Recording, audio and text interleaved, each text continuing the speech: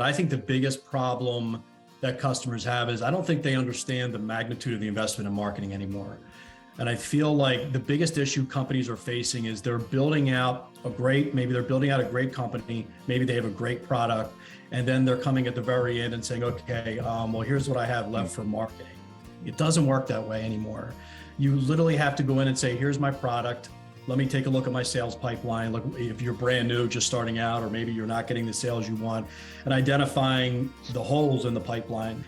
When I can kind of get a business owner to really understand that, and then understand that this is a very different type of marketing and how digital's not like the old marketing you remember, then the light bulb kind of goes off in their head and they're like, all right, well, how do we start? How do we get this done? The following is brought to you by Thryv, the end-to-end client experience platform that helps you get the job, manage the job, and get credit.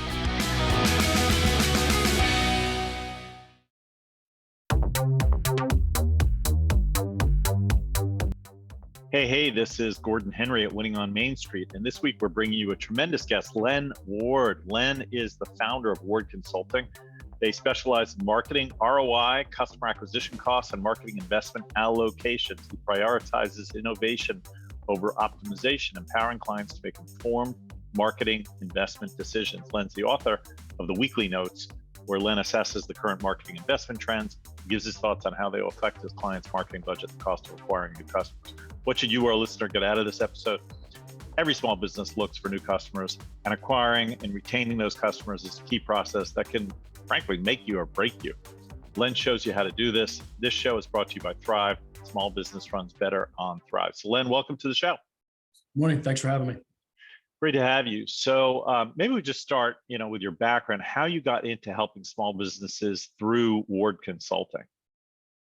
I mean, my background actually started way back. I started way back in investment banking. Actually, as a retail stockbroker, over to investment banking, first with Morgan Stanley, then over to Credit Suisse. But the more relevant aspect of my career for this is I actually was the owner of a full service agency for the better part of close to about 17 years. And one of the problems we ran into that all agencies run into is the client ultimately always asking that question, what is my return on what I'm investing here?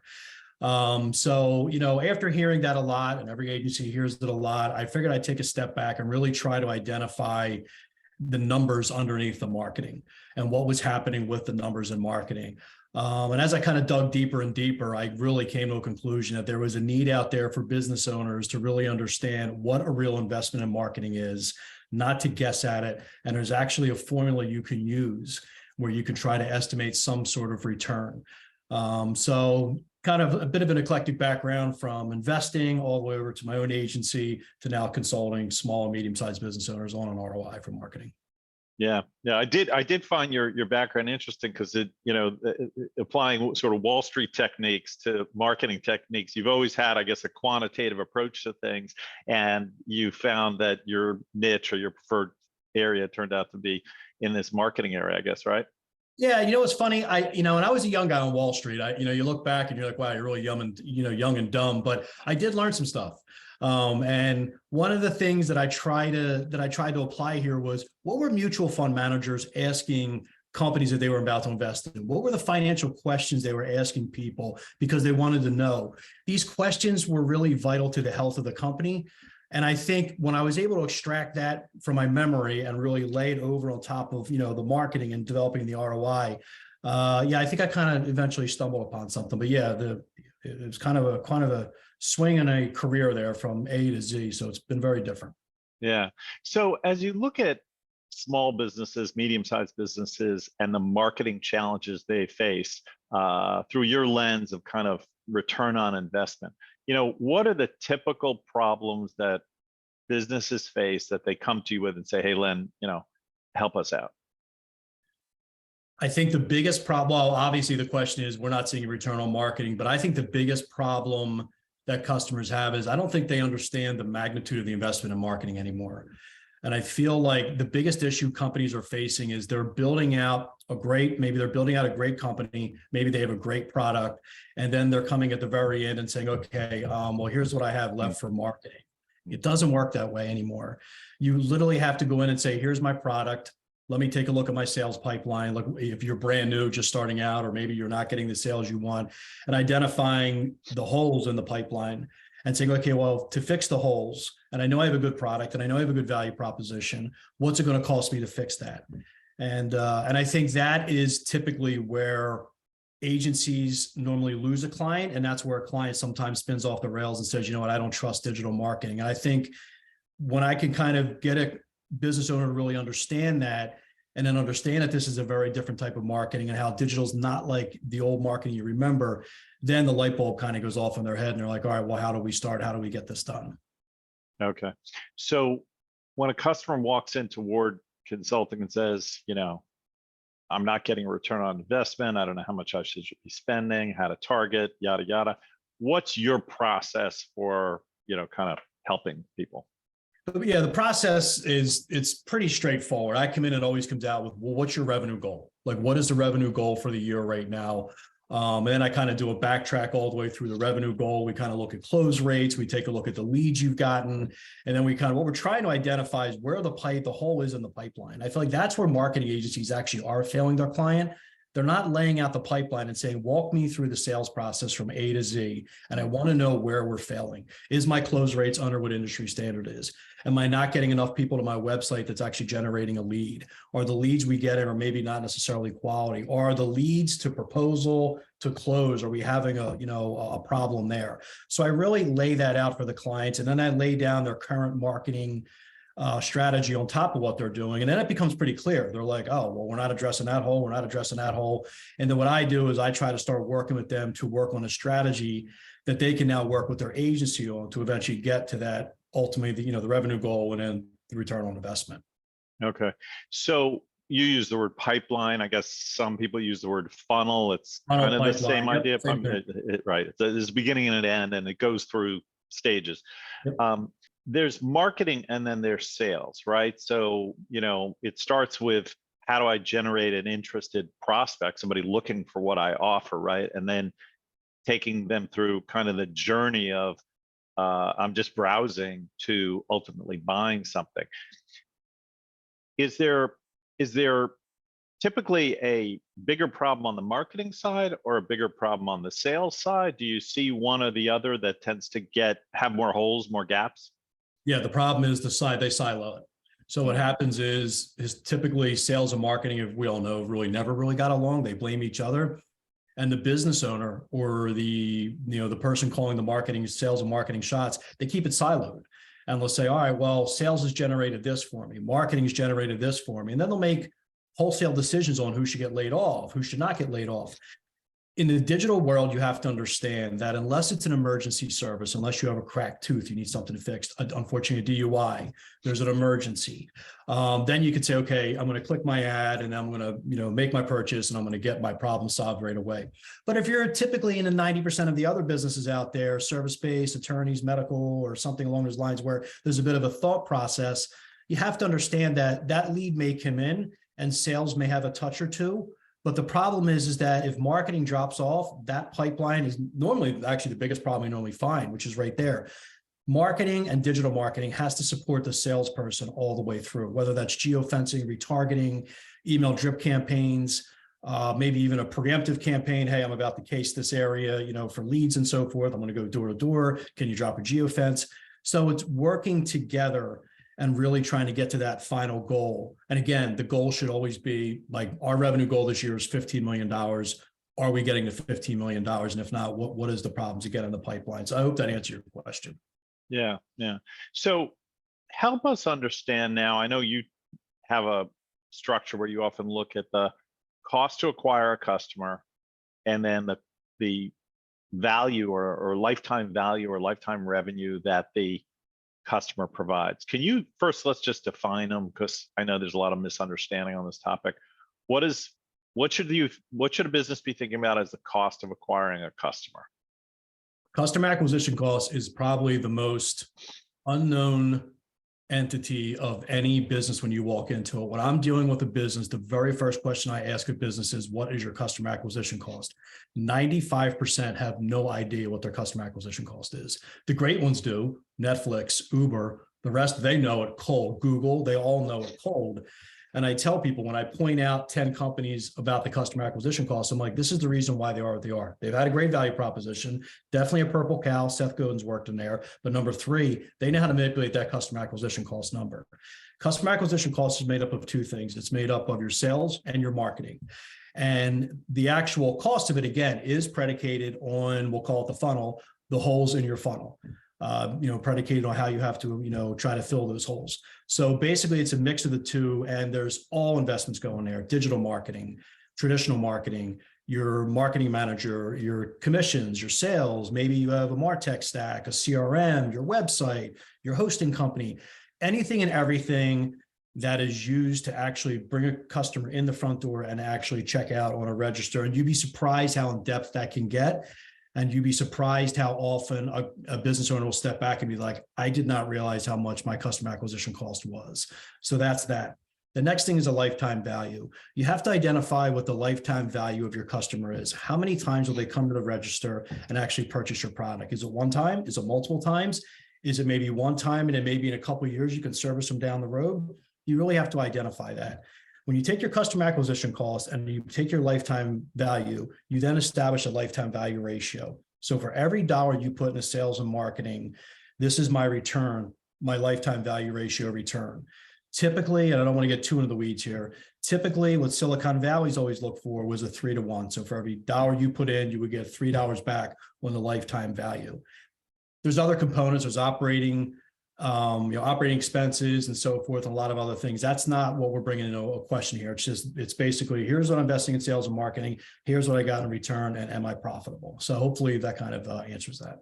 Yeah, that's great. And I just want to press down a little bit on one or two of the points you made. First of all, on the cost of acquisition, should it be fully loaded where you're included even, let's say, your CMO salary or even your CEO salary? Like, how loaded down do you make that?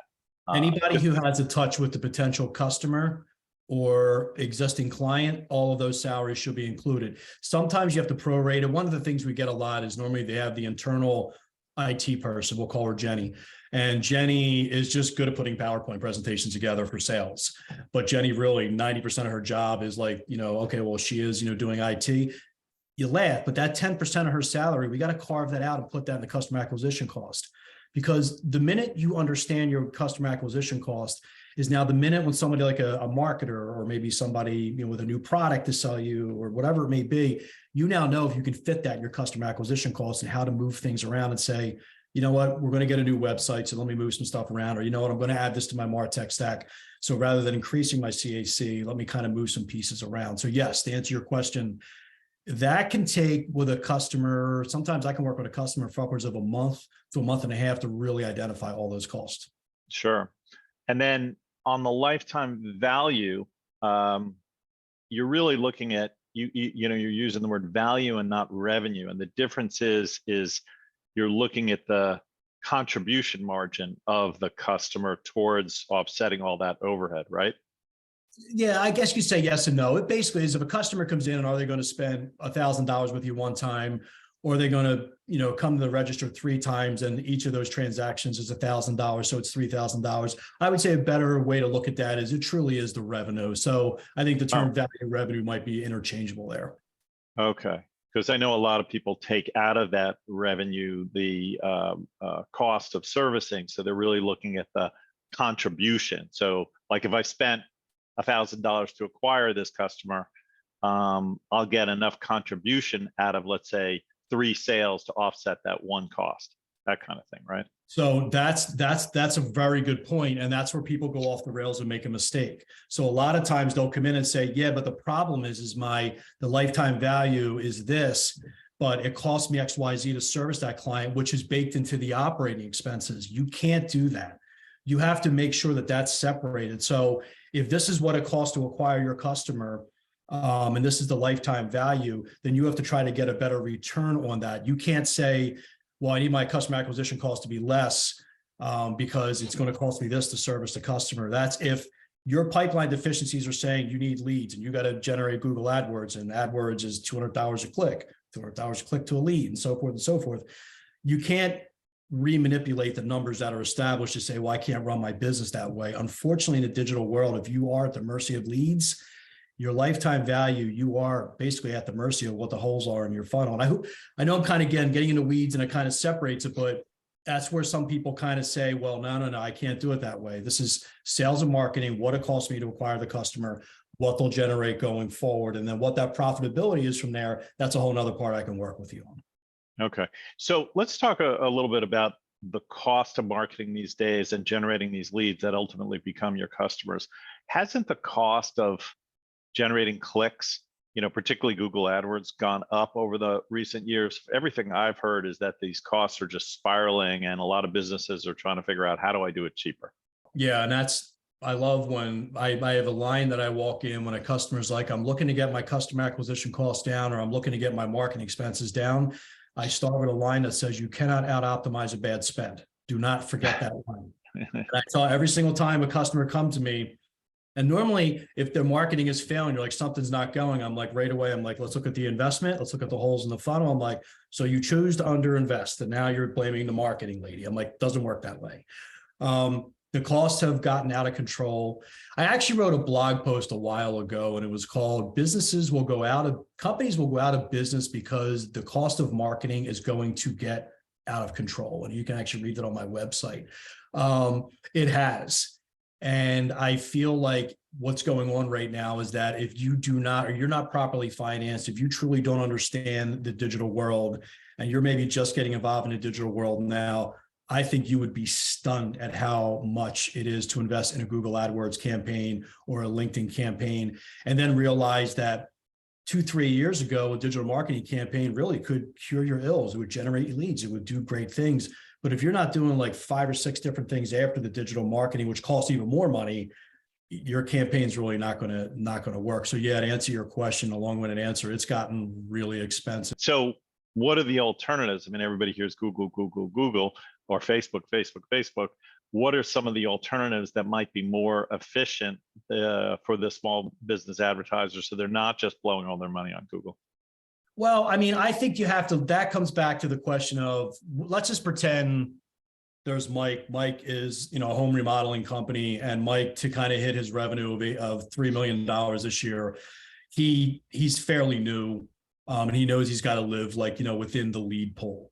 And we would go in and take a look at it, and we would say, okay, well, Google AdWords, we feel as if you would need XYZ amount of traffic to come to your website, which would generate leads. Your close rate is 25%. So it will cost, XYZ, we would tell them. So then you have to take a step back and say, well, maybe AdWords is not really the answer. Then maybe you do look at third-party companies. Is there a way in which we could buy leads? Is there a way in which there's, maybe an outreach company that could help us? So you want to kind of weigh it and think about what would be the most efficient way to generate those leads to get you to your revenue goal. But to answer your question on other platforms, unfortunately, I believe we're at a stage right now, and I'll touch on something in a minute, where Google and Facebook /Instagram /YouTube, which are all the same thing, you're really at the mercy of them. I am a big proponent. I know a lot of people don't like to hear this. I think TikTok is a rising power. I think it's something that it's an underutilized resource I think more people should be using. Whether we're going to be able to use it or not in the next few months, who knows? But I think TikTok is one of those dark horses coming up the corner that if people are not paying attention to it, they need to. We were talking there about the alternatives. People say, well, my advertising costs are too much, or marketing costs, or cost of acquisition too. But as we said, there's two sides to this. There's the cost of acquiring, and there's the lifetime revenue or lifetime value. And getting, if you're looking for 3 to 1, and you can make the lifetime value grow, maybe that allows you to spend a little more on the marketing side. So what are some of the ways to increase the lifetime value as opposed to just focusing on the marketing cost? Yeah, well, and I think the other thing too is if a customer does come back, and it's kind of bolts onto the answer, it comes back and it's like, well, my marketing is too expensive, or I can't afford that. I'll tell customers, the first thing I'll tell them is like, let's take a look at your operating expenses. Do you really need an office this big? Let's take a look at the fleet of cars. Do you have to do business travel, or can you do Zoom? Like, the problem you're dealing with right now is that if you're at the mercy of generating leads, and you're at the mercy of your sales team is like, hey, they're basically waiting for the inbound leads and they'll go market them. You have to start looking at your operating margins. It's not agency after agency. Let's do another dog and pony show of creative, and let's try, well, maybe this, we'll hook them this way with a line. It doesn't work that way. You have to begin for the first time, I think ever, companies are like, am I really going to be downsizing my office, or am I really going to maybe cut my car fleet in half because Google and Facebook are requiring it? Yeah, if you need leads, you need to really start thinking about that. Increasing the lifetime value of your customer is where you want to start looking at retention marketing and start going into, am I, do I have a constant email newsletter that's going out? Am I actively going after my followers on social media? Am I, maybe even mailing a postcard to them, once a quarter or whatever it may be? So it is that account-based marketing that I think a lot of companies really, they're like, oh, well, they'll let us know, or we'll run a special where our salesman maybe touch them once every 6 months. No, create an account-based marketing, because the more you do that, the more revenue they spend, the less you're reliant on leads, and the less you have to maybe downsize that office or spend on Google and so forth. So retention marketing, account-based marketing is another really underutilized tool in the marketing world. And that really requires some type of customer relationship management or CRM system, right? You have to know who your customers are. You have to know all this history you have on them. What jobs did we do for them? How much did they spend? And then you want to be able to market to them again, right? You have to have a database of your customers and some history, right? Yeah, and I'm sorry, Google Sheets is not a CRM. Yeah. So you need a real CRM. There's a million ones you can look at. There's very affordable ones all the way up to very pricey ones. Find the one that fits you. But if you have a marketing and sales team, even if you're just a small company of 4 or 5 people, invest in the CRM. It's one of the greatest investments you can make out there. I know they're complicated. I know they can be cumbersome, but the minute you really figure them out and learn how to use them, it's a great investment. And that goes in your customer acquisition cost. So invest wisely. Right, exactly. And then once you do have that CRM in place, those retention marketing efforts can really pay off, right? Because I know as a homeowner, car owner, owner of various things myself, I'm surprised how many times I use a service business that does not contact me again. Even if for something that obviously you need to do, for example, you need your car inspected every year, or you need maybe every spring your air conditioner to be looked at to make sure it's working properly. And you would think the companies that service you the first time would send you an email, text, something to remind you, oh, hey, it's time to do it again. And I get very few of those, actually. I'm surprised how little recontacts I get. It's up to me to remember and I don't often remember who I used last time. Yeah, it's funny. It's the companies that make the most money on service, and some of the really smart car dealerships. We had car dealership clients who were, making points to me a few years ago that they make all their money in the service. So they want leads. Yes, they want to sell cars but the goal with them was we need to feed the service department. Some car dealers are masters at account-based marketing. You get the postcard, you start getting hit on social media, they geofence you, then they'll actually call you, they'll text you. So yeah, you are right, but it is amazing how many times you'll have to remind yourself. But if you can get that established in your funnel, in your pipeline, I would be stunned if your revenue doesn't increase dramatically by doing that. Yeah, for sure. Just switching gears a little bit, we have listeners in a variety of categories and verticals, from home services to, you mentioned auto, fitness, real estate, finance. Some of these techniques you're talking about, are they kind of the same for different categories, or are there category specific tricks and techniques? I think the overarching tried and true digital strategy right now, which is what a lot of people implement, can be used everywhere. I'm sure that there's some agencies that may say, well, we do it this way, we do it that way. That's okay. But at the end of the day, geofencing, retargeting, keyword search intent, and things like that, account-based marketing, and, how you do a drip campaign for email, a lot of it stays the same. If everything I just mentioned to you, if you're working with an agency or your internal marketing team is not doing every single thing I said to you, you do want to take a step back. And that's where you need to start questioning people and saying, it's the buyer's journey. And the typical buyer may need to be touched 10 times, whether they're an existing customer or a new customer.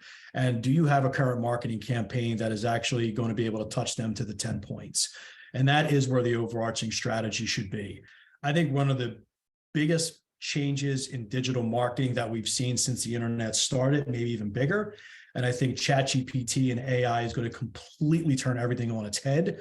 And I do think people, as you just mentioned, anybody listening, you need to be prepared, start reading and start listening, because it's going to have a major impact on your customer acquisition costs. But yes, with the overarching strategy, back to your question, I deviated, you need to have an overarching strategy, and nobody's really invented a new way to, run the mousetrap. It's kind of all the same thing. It's just really good creative and having a really good offer and a good product.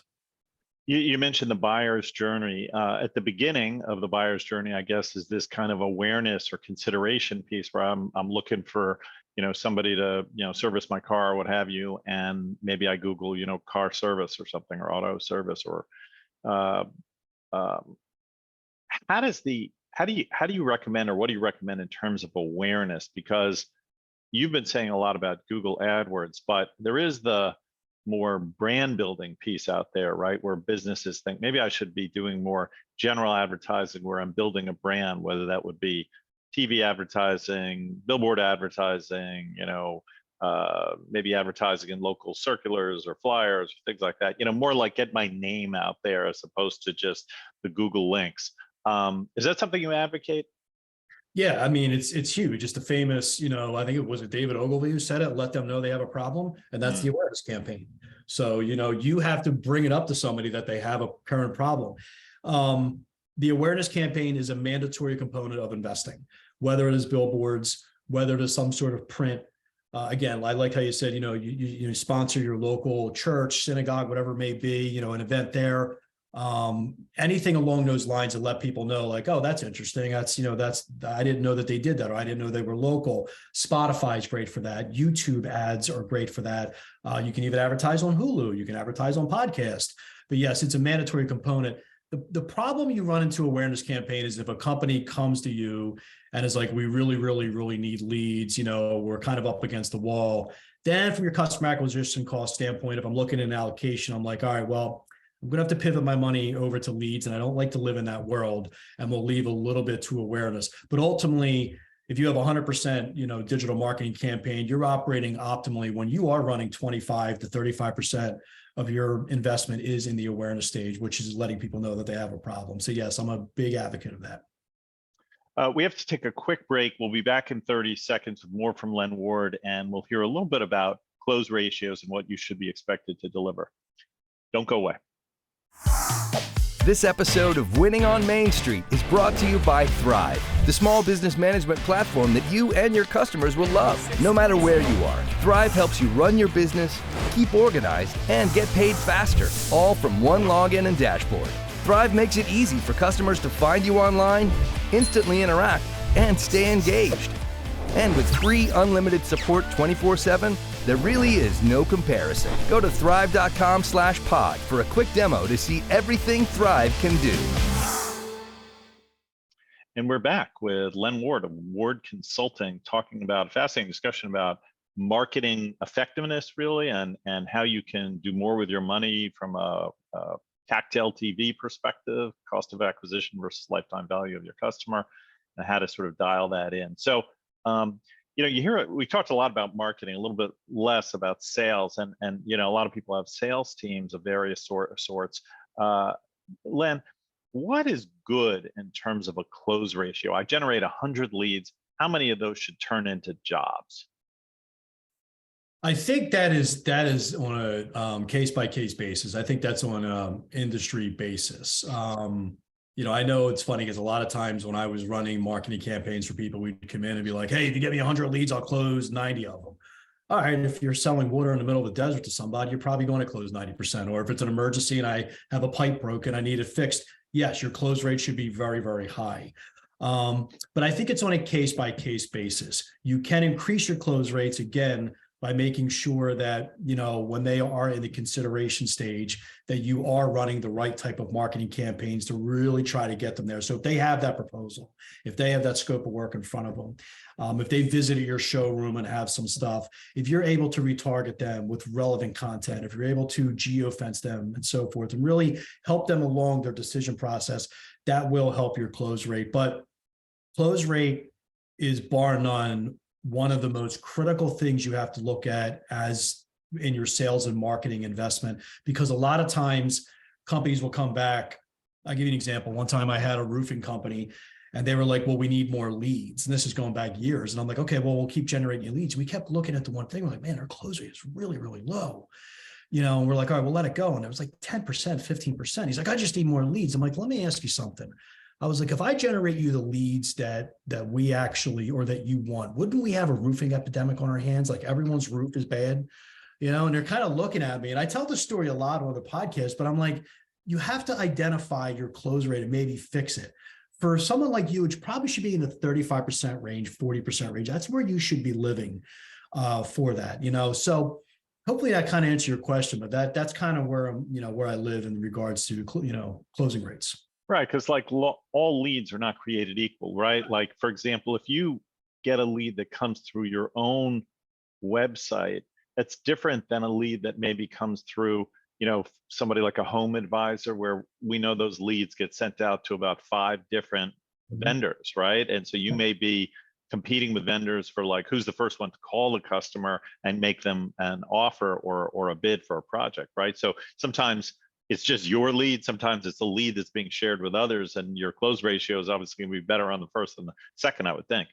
Yeah, no, that's exactly what it is. I mean, if you have a value proposition that's tremendous and your product is tremendous, your close rate is going to get really good. If your close rate, let's just say your close rate has not changed, you've done all the marketing I just mentioned, you're doing really good. Well, then at that point, you need to take a step back and say, well, how can I go in and really enhance my product? What can I do to innovate? And that is truly where the great innovations do arise, is when people are like, you know what, I'm going to do it this way. I'm going to invent this and work that way. And then you watch your close rates go all the way up. But close rates are such a critical part of sales and marketing. It really are. Yeah. We talked a lot about, paid advertising or paid marketing. And there's the other piece, which is, kind of earned, I guess people talk about, which could be everything from kind of your SEO, right? Like making yourself more findable, up to things like PR or blogs, which in theory are sort of free, or social. What is your thought on that piece of the sort of chain? Mandatory. Something like public relations. I like how people were trying to kill that off. 5-6 years ago, they thought, social media will kill that off. I think public relations now is more relevant than almost it ever has been. If anything, it's almost should be a mandatory investment in your customer acquisition cost. Doing things like sponsoring events in the community, being seen in the community, I think that is tremendous. I think from an SEO perspective, I think you should be investing in that. Like, it's not about, well, I need to get to the first page of Google. It's what typically our individual, what type of questions would they ask a search engine or ask Alexa? I don't talk too loud for my Alexa to kick on in a minute. And then like, what would they ask? And then writing and creating content where you can come up for that. I think the shift that's happened is, for years, public relations might've been the tip of the spear, or SEO is definitely the tip of the spear. Now I think it's just part of the buyer's journey, and it's interweaved there. But yes, an investment should be made in both of them. Yeah. And then I guess the final issue people face is kind of the attribution. The old, what was it, John Wanamaker, half my advertising is wasted, I just don't know which half, right? Like, you do the PR, you do the SEO, and you don't know, did the leads come in because of the PR? Did they come in because of the general image advertising? Was it a lead that came in maybe through one source that ended up at another? Maybe you do a podcast and someone hears the podcast, then 5 days later they click on your website. How do you know it came from the podcast? That kind of thing. Yeah, I think that comes down to the last click attribution. And even when you have somebody like Google, Yahoo, Facebook, I think they got together a few years ago which was amazing, and said, really, really watch last click attribution. And we know that we make our money on last click attribution, but you have to think about an individual that maybe went to some sort of like let's say a flooring store, looked at some of the flooring, or looked at a couple different places. But then they saw the flooring store car driving by, on the road, and then maybe they saw the billboard, and for some reason they were getting targeted. And let's just say they Googled, that flooring company and, around us, Haddonfield, New Jersey. And like that's exactly who we wanted. And they go and they click that pay-per-click ad. The problem you're looking at there is people would then come in and say, well, look at what pay-per-click did for you. And that's not necessarily true. It might have been a million different ways for them in which to touch you. And I know that there are some programs out there that can help track that for you. I know there's some programs that can really look at, the buyers and where they were and where they weren't. But there's no programs out there tracking who saw your billboard driving by, or that, wrapped up truck, or maybe even somebody in passing, somebody on Facebook said, hey, in a Facebook group, hey, can anybody recommend a great flooring company to me? And oh, by the way, there's that company that pops up again. So it really is embracing the buyer's journey and understanding the right mix of your investment. And is that investment ultimately getting me to my targeted revenue number? And if it's not, let's take a look at the pipeline, let's look at the funnel, and how do I reallocate this? And if that's not working, then I need to step back and really look at innovation and what can I do that's going to completely separate me from my competitor. Yeah, terrific. We haven't talked much about you specifically, your firm. What kind of clients do you handle? Are they small companies, medium, large? Like who's your typical customer? I really like dealing with the small businesses. I have worked with some larger companies. The issue working with larger companies is there's just a lot of dynamics there. There's a lot of moving parts.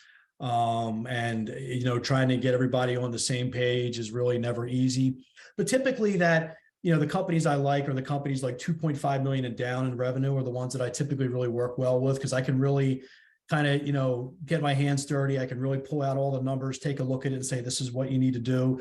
I like to pretty much only work with the business owner. And then from time to time have the marketing manager in. A lot of times agencies will bring me in to try to say, hey, look, we got a great client. We've had a great relationship, but it's kind of failing and we don't want it to go away. So I work well with agencies where I'm like, all right, I'm kind of like the mediator. You're doing this right. You're doing that wrong. Let's find a middle ground. So those are my clients that I typically work with. Okay, terrific. And where should people find you and learn more about what you're doing and, potentially become a client? It's pretty easy. Just go to ward.consulting. You can jump on my website. I upload videos. I have my weekly notes and thoughts and so forth. And that's pretty much it. You can also find me on LinkedIn at Len Ward and just request me. We can take it from there. Okay, great. Just curious, how big is your company these days? My company's small. So I still own an agency, but it's not an ad agency anymore. We pretty much just stick pretty much with just web maintenance and web hosting. So I still own that, but my company is solely me. So when you work with me, when you work with Ward Consulting, you are working with me. So I am very limited on the clients I take. I try to typically no more than about 10 to 15 clients. But it's refreshing just being me opposed to having to manage 20 to 35 people. Yeah, understood. Well, this has been great, Len. You're a font of knowledge, obviously really deep understanding of this subject area, and I'm sure you could be a big help to a lot of our clients. So hopefully folks will give you a ring. And thanks for coming on the show. Great, appreciate you having me. Thank you. And I want to thank our producer, Tim Alleman, coordinators, DeEtte Barnett and Daniel Huddleston. And if you enjoyed this podcast, please tell your colleagues, friends, and family to subscribe. And please leave us a 5-star review. We'd really appreciate it. It helps us in the rankings. Small business runs better on Thryv. Get a free demo at thryv.com. Until next time, make it a great week.